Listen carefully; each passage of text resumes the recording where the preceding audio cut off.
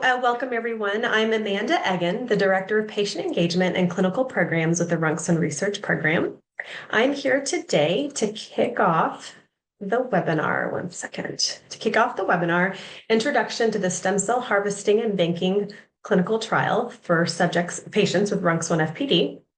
We are very delighted to have the study lead here with us today to speak about the trial, its goals, who is eligible, and what a patient can expect when participating. Presenting today is Dr. Teacher Hosing, professor in the Department of Stem Cell Transplantation and Cellular Therapy within the Division of Cancer Medicine at the University of Texas MD Anderson Cancer Center in Houston. She's the principal investigator of this study. Dr. Hosing is an oncologist and transplanter who has been at MD Anderson for over 20 years, conducting stem cell transplants for patients with blood cancers and immune deficiencies. I had the pleasure of meeting Dr. Hosing in person in July when she presented this study to patients attending our regional RUNX1 patient meeting. And she's clearly very passionate about making an impact for our community. And she's open to answering any questions you all have about the study at the end. Please note that Dr. Hosing has prepared her presentation specifically for a patient audience. We know that some clinicians and scientists are here today, and we're glad to have you. We'll do our best to answer everyone's questions as well, but the primary goal really is to ensure patient questions are answered first.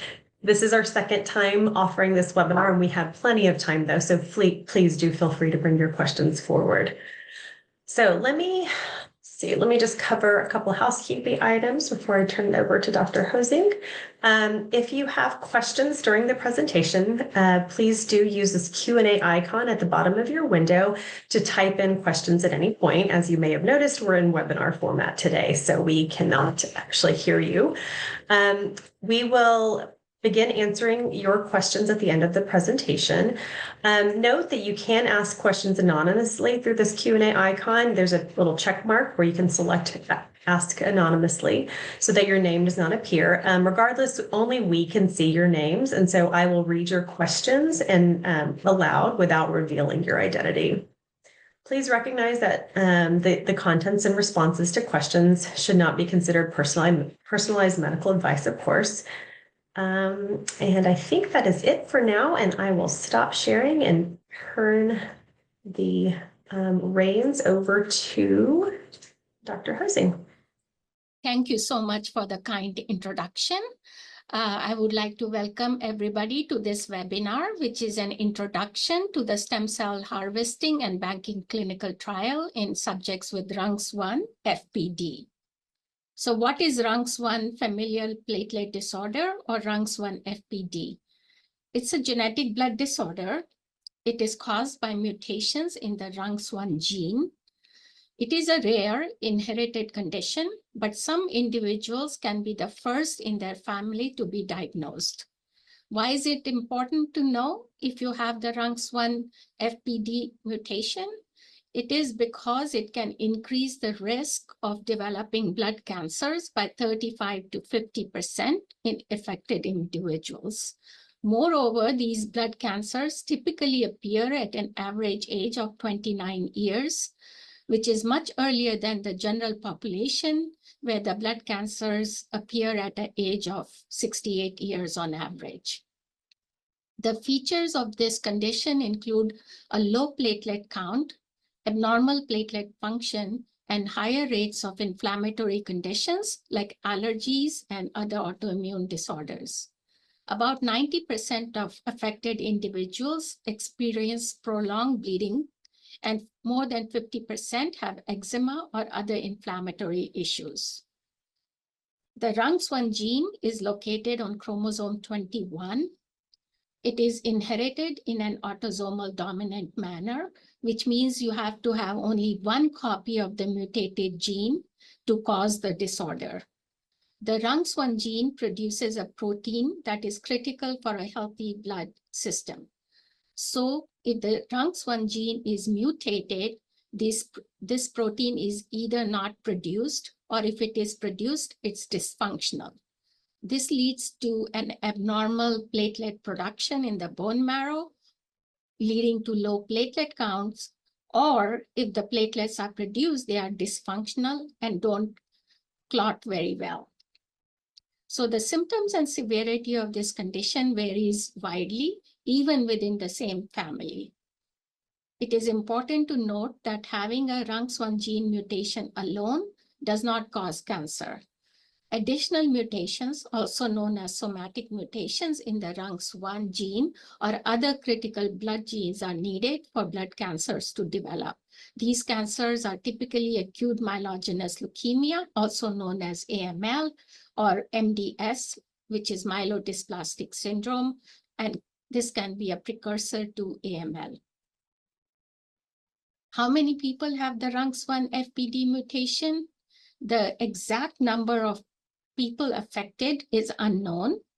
The RUNX1 research program supports about 229 families and more than 400 patients worldwide with this mutation. Of all the AML cases with RUNX1 mutation that are diagnosed, around 3 to 10% of those may have the hereditary RUNX1 mutation, suggesting close to 20,000 people in the US may have the RUNX1 FPD disorder.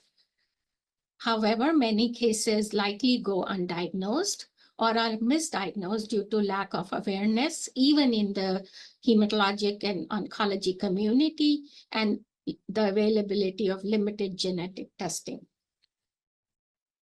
So what is the rationale for this study?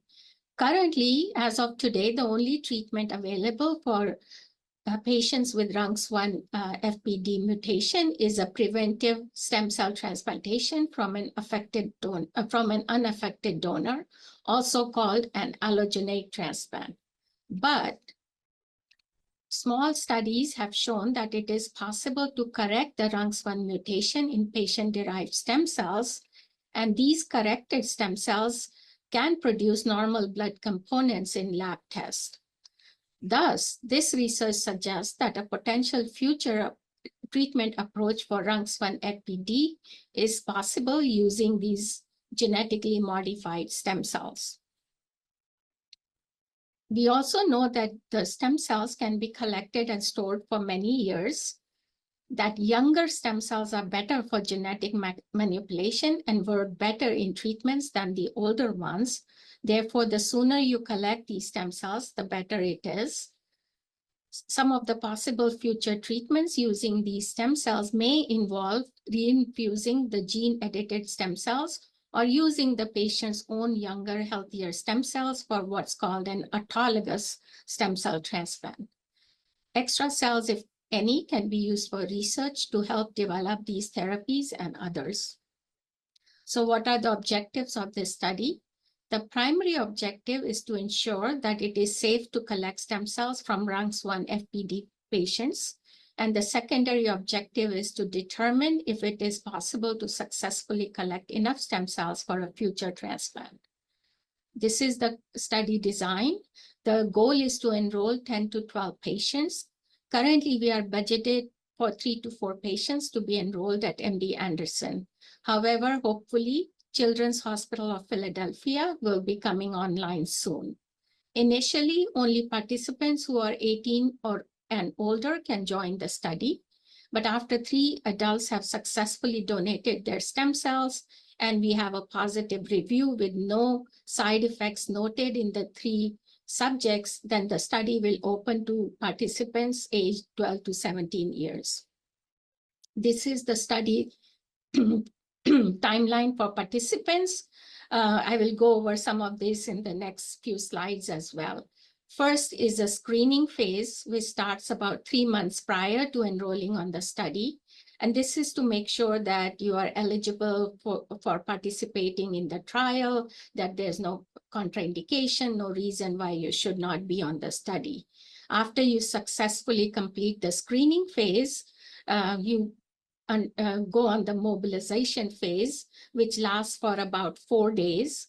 And I'll go over this again in the next slide, but this is to ensure that we have enough stem cells in your blood to collect. Then the final mobilization and apheresis phase lasts for 2 days, which is day 5 and day 6. Following the collection, there are some safety follow-ups at 1 to 2 weeks and 3 to 6 weeks to make sure you're doing okay without any adverse events from the collection. And then there is follow-up required at 6 months, 12 months, and 24 months. So the mobilization is essentially the phase where we have these stem cells come out from the bone marrow into your blood. And this is done via giving a growth factor called GCSF daily for 5 days. It is a small injection given subcutaneously under the skin. The GCSF pushes the stem cells to leave the bone marrow and enter the bloodstream. On day 4, we check a stem cell count in the blood to see if there are adequate stem cells to start the collection or the apheresis phase. If not, another injection called plerixafor is added, which is also a small subcutaneous injection given under the skin. And then on day 5, we start the stem cell collection, also known as apheresis. For the apheresis, during the procedure, you will be seated or lying down comfortably. You will need 2 needles to be placed in 2 of your veins, or in some cases, a central venous catheter may be needed, just like the lady shown in this figure who has a central catheter placed. The first needle is placed to draw blood from your body. The blood will then go through a machine that separates the white blood cells and the stem cells from the rest of your blood. These stem cells and white cells are collected in a bag, as you can see here in the figure, and the rest of your blood is returned to your body through another needle. The process normally takes 2 to 4 hours, and you may need to repeat it for a second day to collect enough stem cells. In general, the procedure is very well tolerated. Some people may feel tired or lightheaded, and you might experience tingling or numbness around your fingertips or around your mouth, which is usually temporary and easily fixed.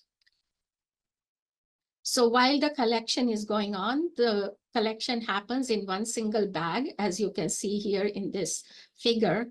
But when the cells are sent to the cell therapy lab to be banked, the lab will bank them in 2 separate bags. The first bag will have at least 2.5 million stem cells per kilogram of your body weight, and that is stored for a possible autologous stem cell transplant in the future. This is the minimum stem cell dose that is required for an autologous stem cell transplant. The remaining bag will have about 5 to 15 million stem cells per kilo for a potential future gene therapy trial. The minimum required for this kind of gene therapy is about 5 million cells per kilo. All remaining cells, if any, will be shared for research purposes. Thank you for listening. If you have any questions, we are happy to answer, or you can reach us at cmhosing@mdanderson.org or our research nurse, Zephanie Tan, at mdanderson.org. Great. All right. Welcome back, everyone. Thank you, Dr. Hosing, for that great, succinct and clear presentation about your study. We have, before we turn to Q&A, we have at least one question there, and I'm just going to reiterate that if others have questions, anything about the study, feel free to type it into the Q&A section, which is, there's an icon at the bottom of your screen that says Q&A, and you can type your questions there. Okay, before we get to that, a couple of new announcements. As you may have suspected, that was a pre-recorded presentation by Dr. Hosing, because we shared it a while back, and then we wanted to share it with you as well. So we have a couple of updates. One of them is some exciting news that this study, when first proposed, was proposed as a 2-site study at MD Anderson with Dr. Hosing, as well as at the Children's Hospital of Philadelphia with Dr. Tim Olson. And that study has just been approved, I believe, as of yesterday. So this is hot off the presses. And we don't have a ton of detail to share with you yet, but wanted to share that. So, you know, there's another location coming. Also wanted to mention with regard to that study, even though it's at the Children's Hospital of Philadelphia, they will first be enrolling adults as well, similar to Dr. Hosing's study at MD Anderson. So we'll start there and then hopefully move on to pediatric patients a bit later as well. And the second bit that we'd like to share before getting to Q&A is a slide that, let me see if I can bring it up in full screen. Are you all seeing that? Okay, there, let's see. Yeah. Yes, okay, great, thanks. Do you want to speak to this, Dr. Hosing? I was going to introduce it. Yeah, go ahead, go for it. Sure. So, since we have activated the study and did our initial webinar, we've had a lot of, questions, comments, and concerns from a lot of participants regarding the number of visits required for them to come to MD Anderson for the testing, the collection, and the follow-up visits.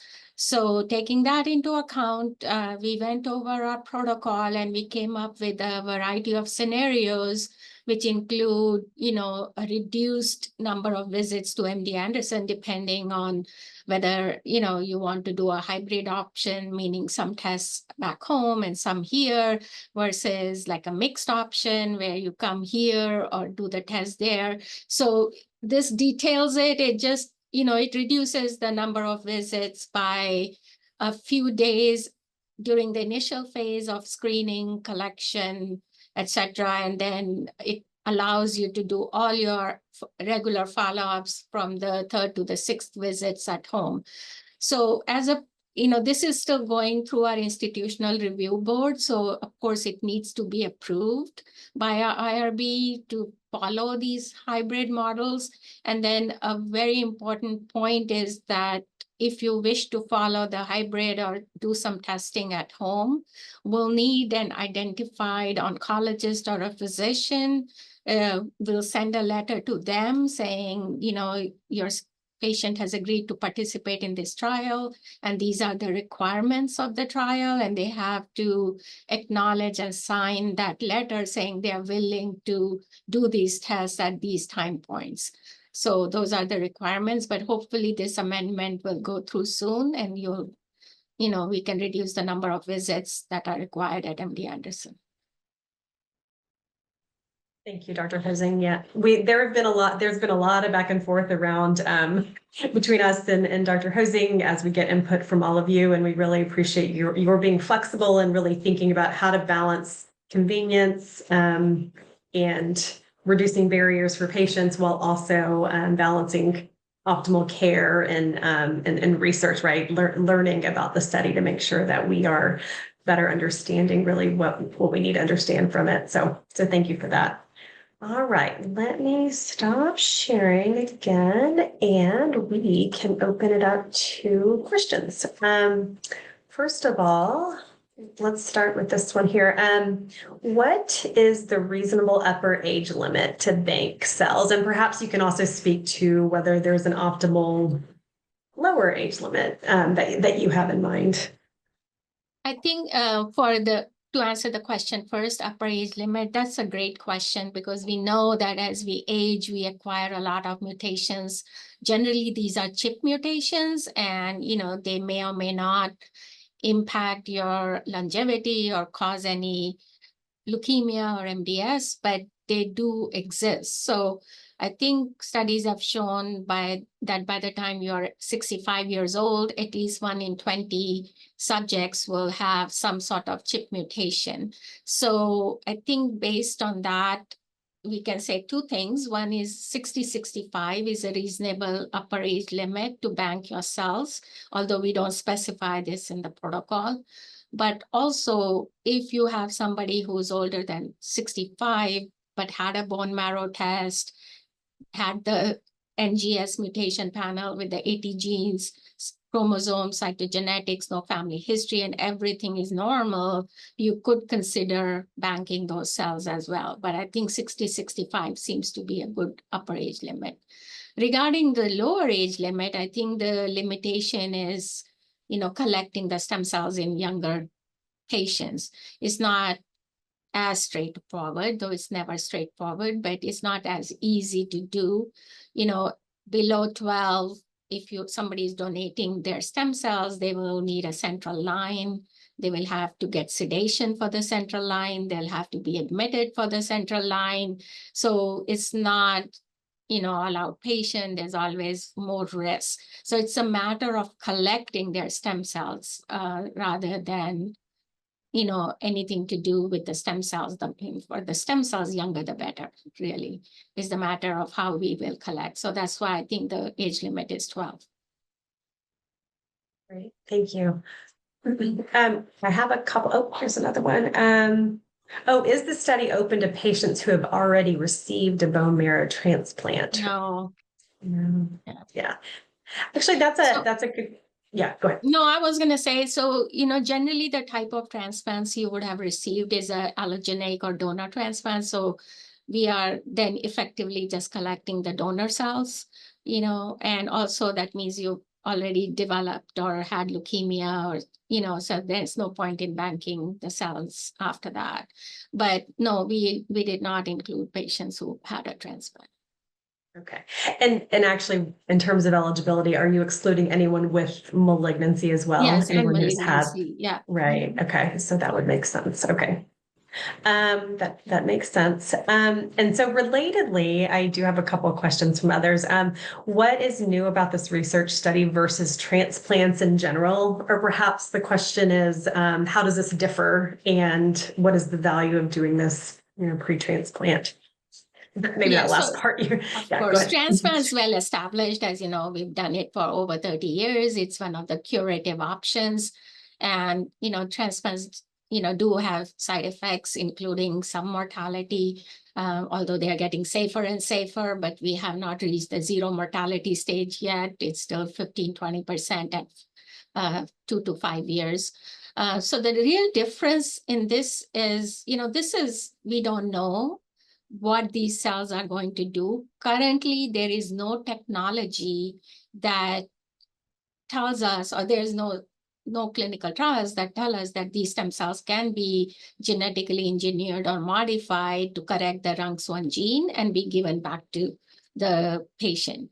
So this is more of a futuristic banking protocol. And, given the great strides in, CRISPR technology, genetic modification, etc., and some, mice studies which suggest that the RUNX1 gene defect can be corrected in, iPSC or, stem cells and then given back to the recipient. That would be your own cells. If such a technology was to be successful, it's your own cells, much safer than doing an allogeneic transplant, no need for immunosuppression, etc. So, but we cannot say that there is something available at the moment. That makes sense. And trying to decide if this, well, let me get to these and then I'll sort of circle back to a question that's brewing for me. Is there a limit in terms of the amount of time or how many years you can store these stem cells into the future? So they can be stored for a prolonged period of time. So, when we have cord blood banks, the stem cells are stored for over 20 years. We have done transplants in our patients with stem cells stored from 20, 25 years ago. So as far as we know, there is no expiration date. Yeah, okay, great. I think what's in my mind is the question around age, the upper limit. I wonder, I don't know if you've met with any patients yet who might be beyond that sort of optimal 65 upper limit you mentioned, which again is not formal on the protocol, right? But just maybe guidance. Would you, if someone were interested in that upper age group, would you sort of guide them to consider talking with family members perhaps? Or what would you recommend? I'm thinking 5 steps ahead though, right? Like maybe a family member could participate and maybe those stem cells could be potentially useful in the future for other family, additional family members. I'm probably jumping ahead. I mean, that would be, again, that would be in the context of a transplant, right? It won't be, so you can't give somebody else's corrected cells to another person without the whole immunosuppression transplant. Yeah. Otherwise, they'll be rejected. But what I can say is maybe if you're 60, 65 or over that, whatever the age limit is, at least get a baseline bone marrow, which you will be doing anyway to, that's how you got the RUNX1 mutation most likely, and make sure at least there are no additional mutations, no additional chromosomal changes, no additional, signs of early myelodysplastic syndrome or anything else before you store those cells. So, just make sure there's no other existing chip mutations, etc. Yeah. Okay. Okay. Sounds good. Thank you. I know I'm pressing you on sort of like beyond the study protocol. So thanks for that. No, I mean, it's a valid question with the family members, if affected, can donate their stem cells. But the problem is if you use somebody else's corrected cells for somebody else, it's like a transplant also. You Right. have to you can't just give the cells, they'll be rejected. So they have to be HLA compatible, they have to, or not, but then you still need like a transplant, otherwise they'll be rejected. Yeah, it's just like it's almost like any other Right. allogeneic transplant, right? So not sure and then, then why take somebody's corrected cells? Why don't just give from a healthy donor? Yeah, that makes sense. Absolutely. But would you recommend if someone over 65 is interested in this study to go ahead and reach out to you and discuss their specific situation? Okay, sounds good. Let's see. And then okay, so is everyone eligible? I know we sort of talked around this a number of times, but it's worth bringing up. Is everyone eligible, even those who are not located in the United States? Yes, but there's still, we need to get insurance authorization. I know it doesn't always make sense to everybody, and didn't to make me either before, but even if the study is paid for by the sponsor or the RUNX1 Foundation, the problem is we have to ask for insurance approval for any unexpected side effects or toxicity that puts you in the hospital or causes some other problems. So if you're from out of the country, either you are self-pay, meaning you're paying for everything, including taking responsibility for all the additional unexpected costs that may arise, or we have to tell your insurance company and get their approval that we're going to put you on this clinical trial, and they are accepting it, and they acknowledge that they will pay for anything else that may happen. Okay. Yeah.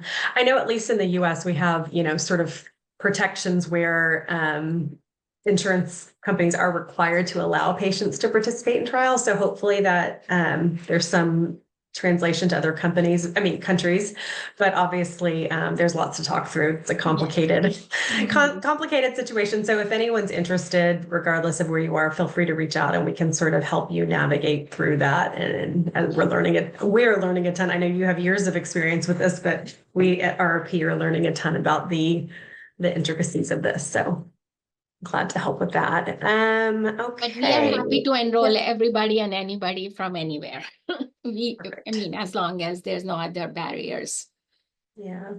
And this is a detail that maybe was communicated, but one thing that I think some patients have gotten stuck on, when you mentioned sort of these timelines and when different phases of the trial take place, are all of those visits outpatient or yes, or any? There is no inpatient. Yeah.